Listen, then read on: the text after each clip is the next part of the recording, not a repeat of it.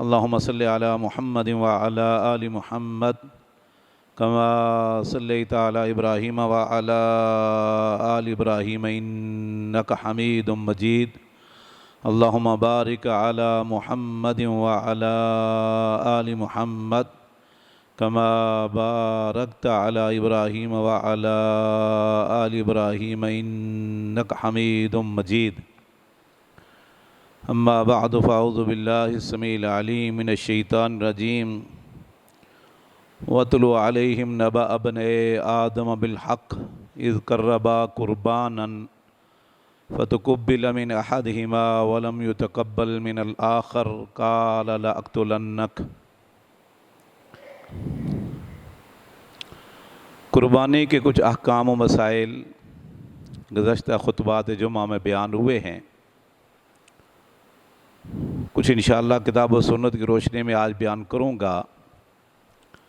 سب سے پہلے تو اس بات کا خیال رکھیں کہ جس جانور کی آپ قربانی کریں وہ بڑے عیوب سے سالم ہو، محفوظ ہو، اور وہ عیوب نبی کریم صلی اللہ علیہ وسلم نے گن کر بتائے ہیں، جیسا کہ براء بن عازب رضی اللہ تعالیٰ عنہ فرماتے ہیں کہ اللہ کے نبی صلی اللہ علیہ وسلم نے اپنے ہاتھ سے اشارہ کیا، میں نے خود دیکھا کہ آپ نے فرمایا اربعٌ لا تجوز الضحایا، 4 قسم کے جانور جن کی قربانی جائز نہیں۔ ایک مریض بیمار لیکن جس کی بیماری بہت واضح ہو اور اس کی صحت پر جانور کے کھانے پینے پر اثر انداز ہو۔ دوسرا لنگڑا جانور کہ لنگڑا اتنا ہے کہ وہ چل نہیں سکتا، بہت مشکل سے چلتا ہے، واضح لنگڑا ہے، ریوڑ سے پیچھے رہ رہا ہے۔ تیسرا کانا یا بھینگا کہ جس کی وجہ سے صاف نظر آ رہا ہے کہ یہ چلتے ہوئے یہ کمزور ہے اور اس کا کانا پانی یا بھینگا پان اس کی صحت پر اثر انداز ہو رہا ہے۔ اور چوتھا جانور بوڑھا، اتنا بوڑھا کہ اس کی ہڈیوں میں مغز ہی نہ رہا ہو یا بالکل کمزور ہو، ناتواں ہو۔ یہ 4 عیب ہیں اور بالکل واضح قسم کے۔ اسی طرح علی بن ابی طالب رضی اللہ تعالیٰ عنہ فرماتے ہیں کہ اللہ کے نبی صلی اللہ علیہ وسلم امرنا ان نستشرف العین والاذن، اللہ کے نبی صلی اللہ علیہ وسلم ہمیں حکم دیتے تھے کہ ہم اچھی طرح جھانک تانک کر جانور کے کان اور آنکھ کو دیکھیں قریب ہو کر۔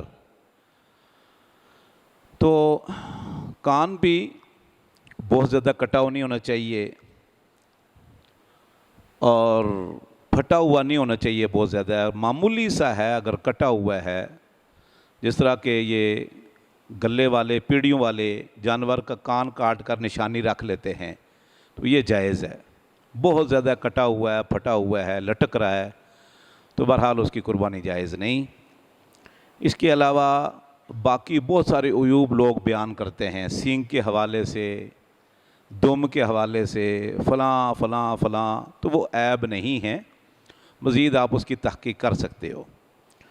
کچھ لوگوں کا اختلاف کرنے والے کرتے رہتے ہیں، کچھ خواہ مخواہ اختلاف کر ڈالتے ہیں، لا علمی کی وجہ سے یا کسی اور وجہ سے۔ جیسا کہ کچھ لوگوں کا کہنا ہے کہ مسنہ جانور ہی قربانی کیا جا سکتا ہے، یعنی جس کا وہ 2 دانت والا جانور۔ میں نے پچھلے جمعے بیان کیا تھا کہ دانت اگر گر جائے خود بخود، ایک دودھ والا دانت، تو قربانی جائز ہے۔ تو حدیث میں آتا ہے لا تذبحوا الا مسنہ، کہ مسنہ جانور ذبح کرنا ہے۔ اگر نہیں مل رہا یا آپ کی پہنچ سے باہر ہے، بہت مہنگا ہے، تو پھر جوان مینڈا ذبح کر سکتے ہیں غیر مسنہ. تو حدیث میں مسنہ کے لفظ آ گئے تو کئی لوگوں نے اسے یہ سمجھ لیا کہ اس کا مطلب ہے کہ 2 دانت والا ہی جانور ذبح کرنا ہے، اونٹ ہو، گائے ہو یا بکرا یا دمبا ہو. تو یعنی اس کا مطلب 4 دانت والا جائز نہیں. حالانکہ اس سے یہ دلیل نہیں نکلتی، بلکہ میں نے جو دلیل آپ کے سامنے صحیح مسلم کی بیان کی ہے برا بن عازب کی، کہ آپ نے فرمایا اتنا بوڑھا جانور نہیں ہونا چاہیے کہ ہڈیوں میں مغز نہیں. اس سے ثابت ہوتا ہے کہ 8 دانتوں والا اگر اونٹ ہے یا بیل ہے تو قربانی جائز ہے. صاف 2 ٹوک حدیث ہے یہ اللہ کے نبی صلی اللہ علیہ وسلم کی. تو بہرحال اس کے ساتھ ساتھ جہاں ہم جانور کے عیب کا خیال رکھتے ہیں نا، کہ عیب نہ ہو، صحیح سالم ہو، خوبصورت ہو، اللہ کے حضور پیش کرنا ہے، تو اس سے بڑھ کر ہم اس چیز کا خیال رکھیں کہ جس پیسے سے ہم جانور خرید رہے ہیں وہ پیسے میں بھی عیب نہ ہو، اس مال میں بھی عیب نہ ہو،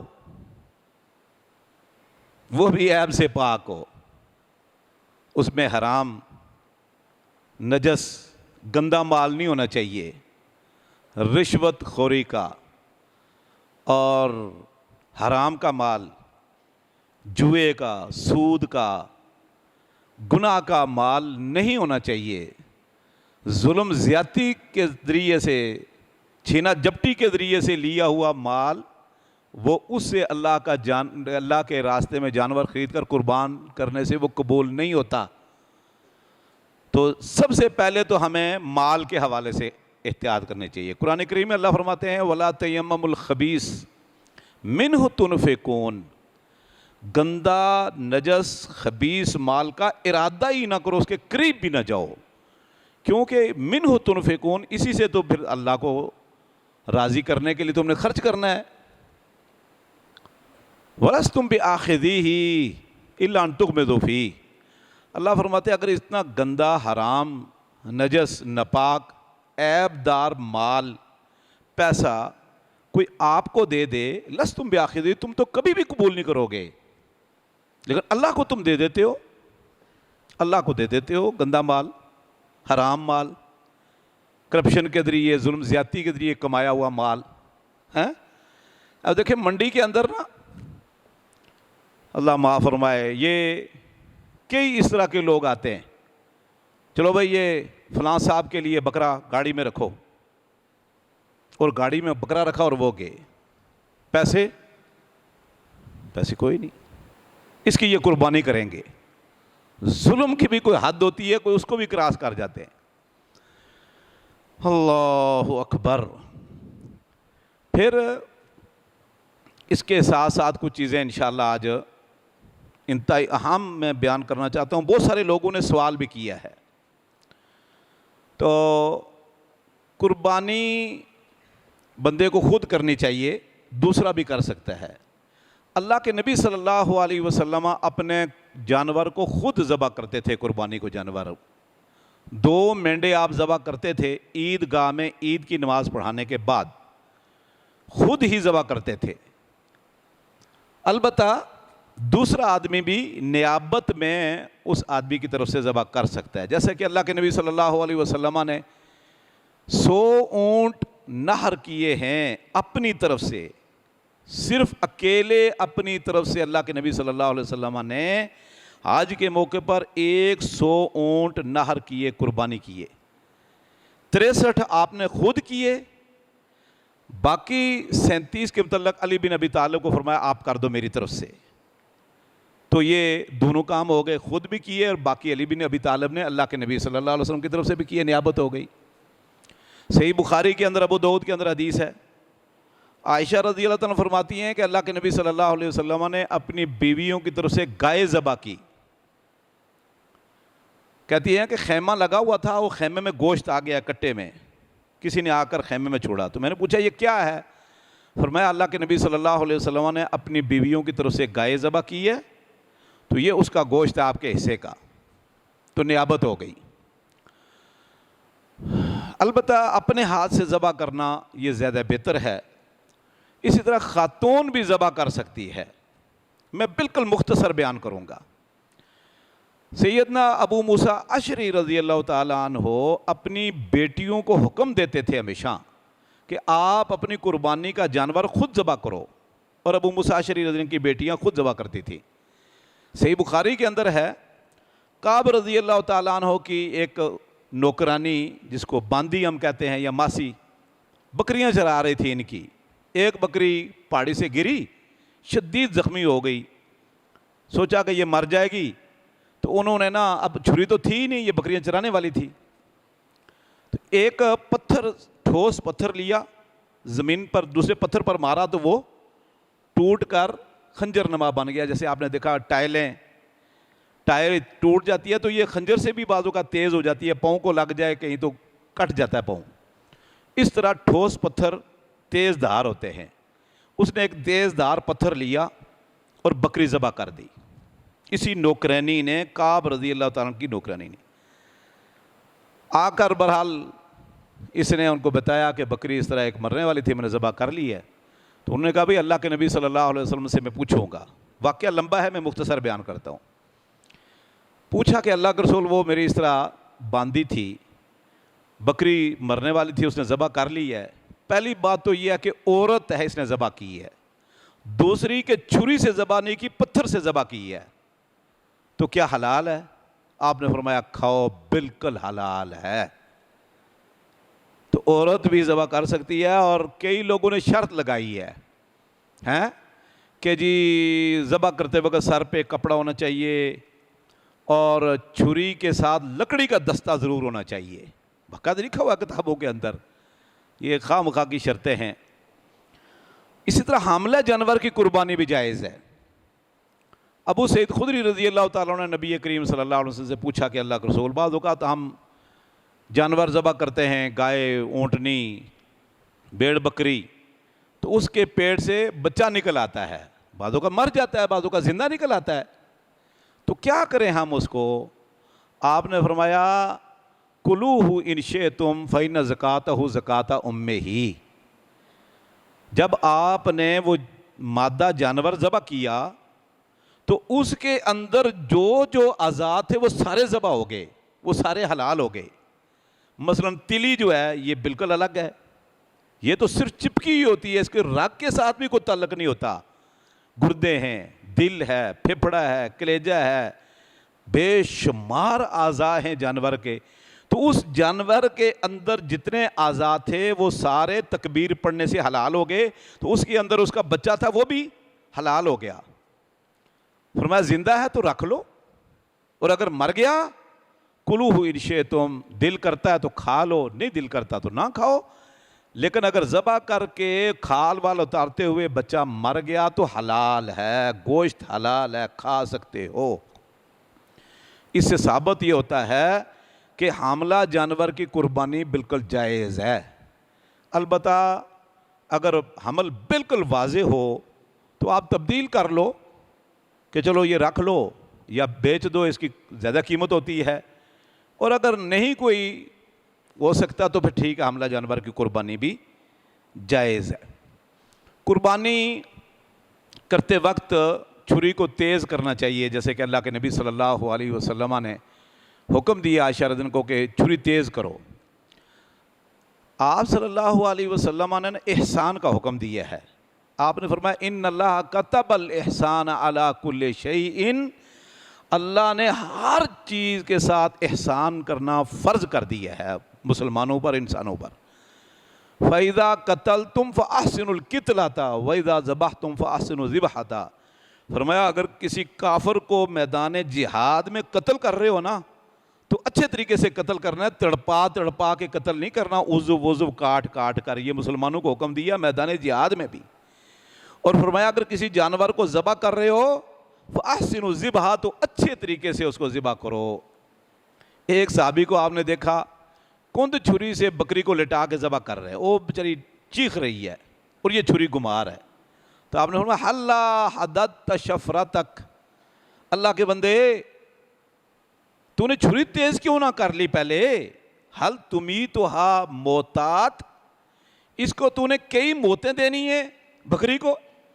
بھئی ایک موت دو نا، چھری گمائی ٹھیک ہے، ذبح کرو فارغ۔ چھری تو گما رہا ہے، یہ ذبح ہو نہیں رہی، جان نکل نہیں رہی، خون نکل نہیں رہا، تڑپ رہی ہے یہ، تو اس کو کئی موتیں دے رہا ہے۔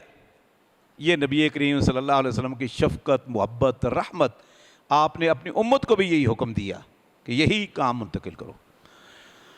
اللہ اکبر۔ تو میرے بھائیوں، اسی طرح قربانی کن کن جانوروں کی جائز ہے؟ اونٹ، اونٹنی، گائے بیل، بکری، بکرا، چھترا، دمبا، یہ سب کی قربانی جائز ہے جو بہیمۃ الانعام ہے۔ البتہ بھینس کی قربانی جائز ہے یا نہیں، آپ نے یہ اختلاف بہت سنا ہوگا، شدید اختلاف ہے تم اکثر مکاتب فکر میں، ہمارے ہاں بھی اس میں شدید اختلاف ہے کہ بھینس کی قربانی کوئی کہتا ہے جائز ہے، کوئی کہتا ہے ناجائز ہے۔ اللہ اکبر۔ ایک صاحب کہہ رہے تھے کہ بھینس کی قربانی جائز نہیں، لکھا ہوا بھی ہے کتابوں میں۔ کیوں جی؟ اس لیے کہ پہلی بات تو یہ ہے کہ اللہ کے نبی صلی اللہ علیہ وسلم نے، صحابہ کرام نے بھینس قربان نہیں کی۔ دوسری بات یہ ہے کہ بھینس کا رنگ اور طرح کا ہوتا ہے، گائے کا اور طرح کا ہوتا ہے، اس کے رہن سہن کا بھی فرق ہے، اس کا دودھ کا بھی فرق ہے، اور اس کے ہر اس طرح کے چیزوں کا فرق انہوں نے بیان کیا، تو اس لیے قربانی جائز نہیں۔ سب سے پہلے تو یہ یاد رکھیں کہ پالتو جانور کی قربانی جائز ہے، جو جانور جنگلی ہیں ان کی قربانی جائز نہیں، جیسے کہ ہرن ہے، زیبرا ہے، حلال ہے، لیکن قربانی جائز نہیں کیونکہ وہ پالتو نہیں ہے۔ بہیمۃ الانعام پالتو جانوروں کی قربانی جائز ہے۔ تو میں نے اس سے کہا کہ بھئی اگر رنگ اور قد و کاٹ کے فرق کی وجہ سے اگر بھینس گائے سے علیحدہ ہے تو پھر ہمیں بکرے دمبے کی قربانی نہیں کرنی چاہیے، خاص طور پر جو پنجاب میں چھترا ہوتا ہے نا، بڑا بیل جتنا چھترا ہوتا ہے، لمبے لمبے اس کے کان ہیں، وہ ذبح نہیں کرنا چاہیے قربانی میں، حالانکہ پورے پنجاب میں اس کی قربانی دیتے ہیں۔ کیوں؟ اس میں اور دمبے اور بکری میں کتنا بڑا فرق ہے، قد میں بھی فرق ہے، رنگ میں بھی فرق ہے، کھانے میں بھی فرق ہے، دودھ میں بھی فرق ہے، دودھ میں بھی فرق ہے۔ صرف بکری کی جو اجناس ہے نا، جن سے بکری، دمبا، بھیڑ، مینڈا، یہی کوئی 20 قسم کی اس کی اقسام ہیں، چکی والا دمبا، بغیر چکی کے دمبا، میں کہتا ہوں حتیٰ کہ اونٹ کی اقسام ہے۔ یہ جو بختی اونٹ ہوتا ہے جس کی 2 کوہان ہوتی ہیں، یہ تو عرب میں ہوتا ہی نہیں، یہ ویسے ہی عجم میں ہوتا ہے، لیکن سب اس کی قربانی کے قائل ہے، حالانکہ اس کا نام بھی الگ ہے، اس کے قد و کاٹ میں بھی فرق ہے، رہن سہن میں بھی فرق ہے۔ بختی اونٹ جس کی 2 کوہانیں ہوتی ہیں، لیکن سب کے نزدیک جائز ہے۔ تو بہرحال زکوٰۃ میں اور قربانی میں بھینس اور گائے کا ایک حکم ہے، کوئی فرق نہیں ہے۔ جتنی تفاسیر ہے نا، انہوں نے بقرہ گائے کے اندر جاموس کو شامل کیا ہے، گائے بھینس کو شامل کیا تفسیر میں۔ تو بہرحال تفصیل کا یہ وقت نہیں ہے، تو بھینس کی قربانی بالکل جائز ہے، اگر کوئی کرنا چاہتا ہے۔ بھینسا اس کی سانڈ کی قربانی لوگ کرتے ہیں تو جائز ہے۔ ایک سوال بہت زیادہ ہوتا ہے، اکثر لوگوں نے مجھے کہا بھی ہے کہ میں وضاحت کر دوں کہ قربانی کیا میت کی طرف سے، فوت شدگان کی طرف سے قربانی جائز ہے ناجائز ہے؟ یہ مسئلہ بھی بڑا ہی مختلف ہی ہے، ہر مکتب فکر میں ہے، اور ہمارے ہاں یہ زیادہ ہی مختلف ہی ہے۔ کچھ کہتے ہیں میت کی طرف سے قربانی جائز نہیں، کوئی کہتے ہیں میت کی طرف سے قربانی جائز ہے۔ میری جو ناقص تحقیق ہے، ایک طالب علم ہوں، وہ یہ ہے کہ جو جسمانی عبادات ہیں نا، بدنی، اس میں نیابت نہیں ہے، اس میں نیابت نہیں کہ میں کہوں کہ بھئی میں آج فارغ نہیں ہوں، مصروف ہوں، تو میں اپنی بیگم کو کہوں میری طرف سے نماز پڑھ لو، یا اپنے نوکر کو کہوں میری طرف سے نماز پڑھ لو، میری طرف سے قرآن پڑھ لو، چلو میں رمضان میں سفر پر ہوں، میری طرف سے آپ روزے رکھ لو، یا میں مصروف ہوں تو میری طرف سے کوئی روزہ رکھ لے۔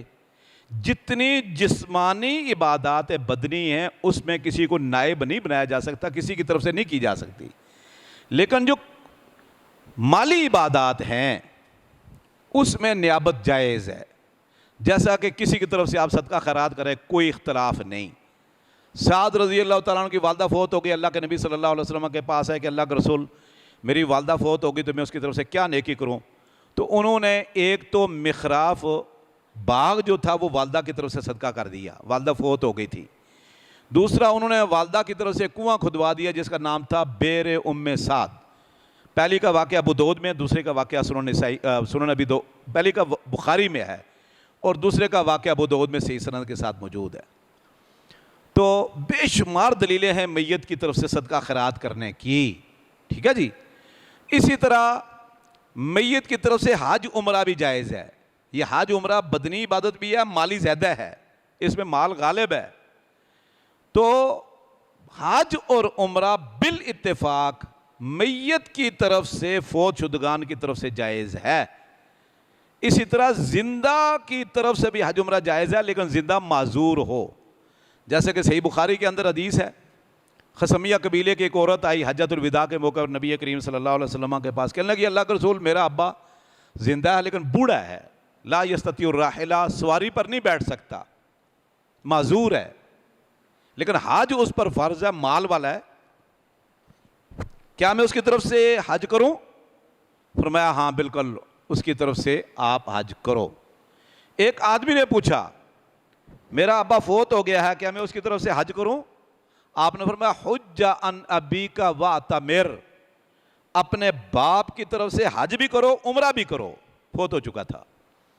تو اسی طرح بے شمار دلیلیں ہیں اور بھی کہ میت کی طرف سے حج عمرہ، خواہ میت اپنا ہو یا بیگانہ ہو، یہ ضروری نہیں ہے کہ رشتہ دار ہو، کسی دوست کی طرف سے بھی حج عمرہ کر سکتے ہیں، مرد عورت کی طرف سے، عورت مرد کی طرف سے بھی حج عمرہ کر سکتے ہیں۔ یہ بھی اشکال لوگوں کو خواہ پڑ جاتا ہے کئی کو۔ تو اچھا، اگر کوئی شخص کسی آدمی کی طرف سے عمرہ حج کرے گا، ٹھیک ہے جی، تو قربانی اس کی طرف سے کرے گا یا نہیں کرے گا؟ بولیں، کرے گا نا؟ تو پھر قربانی میت کی طرف سے ہوئی یا نہیں ہوئی؟ بھئی اگر میں اپنی والدہ کی طرف سے یا اپنے دادا کی طرف سے میں حج کرتا ہوں تو میں ان کی طرف سے قربانی بھی کروں گا حج میں، تو قبول ہوگی۔ تو اس طرح میت کی طرف سے قربانی ہو گئی حج میں۔ ویسے اس کی الگ دلیلیں بھی ہیں۔ اللہ کے نبی صلی اللہ علیہ وسلم نے اور ایک مینڈا ذبح کیا، اللہم تقبل من محمد و من آل محمد، ایک لفظ میں ہے، ایک حدیث میں لفظ ہے اللہم انی و ان اہل بیتی، اور دوسرا مینڈا ذبح کیا، آپ نے فرمایا اللہم تقبل من محمد و من امت محمد۔ اچھا، کئی لوگ کہتے ہیں یہ تو دعا ہے، تو دوسری حدیث میں لفظ موجود ہے، صحیح سند سے حدیث ہے، اللہم ھذا انی و ان امتی امن لم یضحی من امتی، یہ لفظ بھی آتے ہیں، یا اللہ یہ دوسرا مینڈا میری طرف سے اور میری امت کے ان لوگوں کی طرف سے ہے جو قربانی نہیں کر سکتے۔ اچھا، جو قربانی نہیں کر سکتے وہ زندہ بھی ہیں، جو فوت ہو گئے قربانی نہیں کر سکتے تھے ان کی طرف سے بھی ہے، اس میں شک ہی کوئی نہیں، سب امت میں سارے افراد شامل ہیں، سب کی طرف سے اللہ کے نبی صلی اللہ علیہ وسلم نے غریبوں طرف سے قربانی کی ہے۔ تو یہ مالی عبادت ہے، تو اس لیے جائز ہے، میت کی طرف سے قربانی کی جا سکتی ہے، جیسے میت کی طرف سے صدقہ خیرات بھی کیا جا سکتا ہے بالاتفاق، ٹھیک ہے جی۔ ایک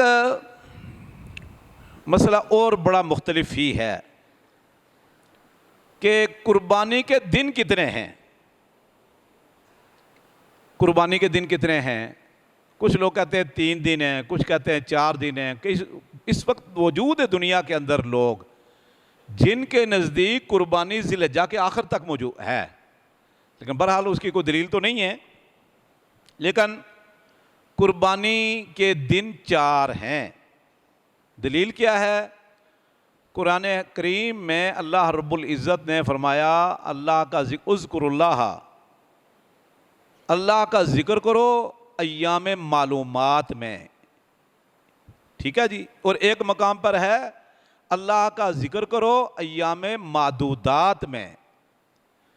تو ایام معلومات اور ایام معدودات کی تفسیر عبداللہ بن عباس اور دیگر صحابہ کرام سے موجود ہے۔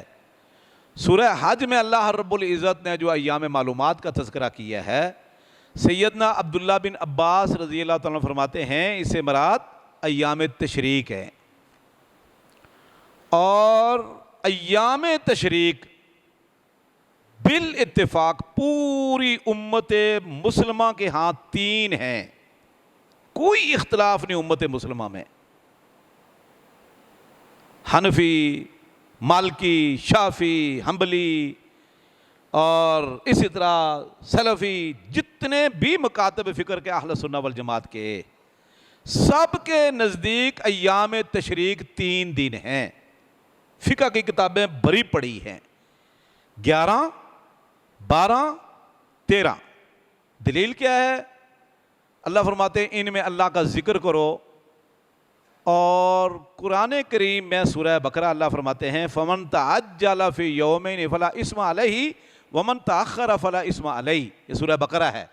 اللہ فرماتے ہیں کہ جو آدمی 11 اور 12 ذی الحجہ کو کنکریاں مار کر گھر جانا چاہتا ہے، تَعَجَّلَ فِي يَوْمَيْن، 11 ذی الحجہ، 12 ذی الحجہ، فَلَا إِثْمَ عَلَيْهِ، چلا جائے مغرب سے پہلے پہلے، کوئی گناہ نہیں۔ وَمَن تَأَخَّرَ، جو ایام تشریق کے 3 دن کنکریاں مارنا چاہتا ہے 13 تاریخ کو بھی، فلا اسم علیہ، اس پر کوئی شک نہیں، کوئی گناہ نہیں۔ اچھا، آپ میں سے اکثر لوگوں نے 11، 12 اور 13 تاریخ کو کنکریاں ماری ہوں گی، کیونکہ ہمارے لوگ دور سے جاتے ہیں، وہ کہتے ہیں چلو آئے ہوئے ہیں دور سے لاکھوں روپیہ خرچ کر کے، تو 13 تاریخ کو کنکریاں ماریں گے۔ تو کنکریاں 3 دن ماری جاتی ہیں، 2 یا 3 دن، 11، 12 اور 13، انہی 3 دنوں کو ایام تشریق کہتے ہیں، بالاتفاق یہ 3 ہیں۔ سمجھ آ رہی ہے؟ اور جو 10 تاریخ ہے اس کو یوم النحر کہتے ہیں، اس کو یوم النحر کہتے ہیں، اس کو عید الاضحیٰ کا دن بھی ہے عام مسلمانوں کے لیے، اور وہاں یوم النحر ہے۔ جیسے حدیث اللہ کے نبی صلی اللہ علیہ وسلم نے فرمایا کہ افضل قربانی جو ہے یوم النحر کو ہے، ثم یوم القر، 10 تاریخ کو قربانی کرنا افضل ہے، پھر اس کے بعد بھی قربانی کی جا سکتی ہے 11، 12 اور 13 کو۔ سمجھ آ رہی ہے؟ تو ایام تشریق بالاتفاق 3 ہیں، 11، 12 اور 13، اس میں کسی کا اختلاف نہیں۔ اور جبیر بن مطعم رضی اللہ تعالیٰ عنہ فرماتے ہیں نبی کریم صلی اللہ علیہ وسلم نے فرمایا کل ایام التشریق ذبح، کہ ایام تشریق تینوں ذبح کے دن ہیں۔ اور میں نے خود سعودی عرب میں دیکھا ہے لوگوں کو 13 تاریخ کو قربانی کرتے ہوئے۔ کیوں؟ کہ 10 کو قربانی رش بہت ہوتا ہے، مہنگی ہوتی ہے، 11 کو اور سستی، 12 کو اور سستی، 13 تاریخ کو بہت سستی ہو جاتی ہے قربانی، تو اکثر لوگ 13 کو کرتے ہیں۔ وہاں کوئی نہیں سمجھتا کہ جو آج چوتھا دن ہے تو نہیں، وہاں کر رہے ہوتے ہیں کیونکہ سستی ہو چکی۔ تو بہرحال ایک تو یہ حدیث ہو گئی جبیر بن مطعم کی کہ آپ نے فرمایا کل ایام تشریق ذبح۔ دوسرا ہے کہ عقبہ بن عامر رضی اللہ تعالیٰ عنہ فرماتے ہیں کہ نبی کریم صلی اللہ علیہ وسلم نے فرمایا یوم النحر و یوم الفطر و ایام التشریق عیدنا اہل الاسلام وہی ایام اکل و شرب۔ مسلمانوں، عید الفطر، عید الاضحیٰ اور ایام تشریق 11، 12، 13 یہ ہمارے عید کے دن ہیں۔ عیدنا اہل الاسلام، اے مسلمانوں یہ عید کے دن ہیں، اور یہ کھانے اور پینے کے دن ہیں۔ 5 دن ہو گئے، یوم الفطر، یوم الاضحیٰ اور ایام تشریق۔ اسی طرح انس بن مالک رضی اللہ تعالیٰ عنہ فرماتے ہیں میں نے خود سنا نبی کریم صلی اللہ علیہ وسلم سے، نہانا رسول اللہ صلی اللہ علیہ وسلم عن 6 ایام فی السنہ، اللہ کے نبی صلی اللہ علیہ وسلم نے ہمیں سال میں 6 دن کے روزے رکھنے سے منع کیا ہے۔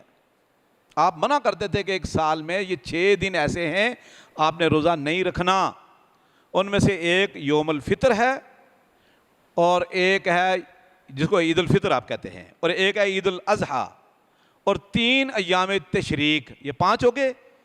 وَيَوْمُ الْجُمْعَةِ مُخْتَصَّةً مِّنَ الْأَيَّامِ، اور 6واں دن ہے جمعے کا دن۔ عید الفطر عید کا دن، عید الاضحیٰ عید کا دن، ایام تشریق عید کے دن، اور جمعہ عید کا دن۔